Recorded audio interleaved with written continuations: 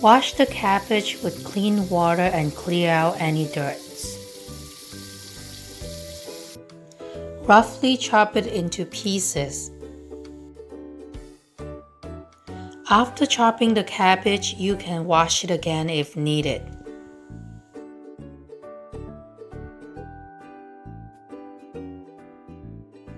Put a few pieces of dry shrimps into the wok along with a teaspoon of oil and let it sizzle. When you smell the fragrance from the dry shrimp, add in the cabbage. Let it cook for a few minutes, then add a teaspoon of garlic powder and a sprinkle of salt on top. I just eyeballed it. It's about half of a teaspoon, but you can always adjust the taste at the end.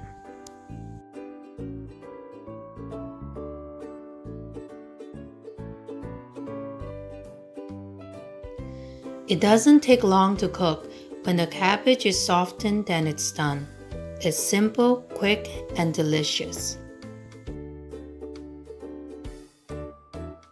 Thanks for watching. Please like, share, and subscribe. Bye. See you next time.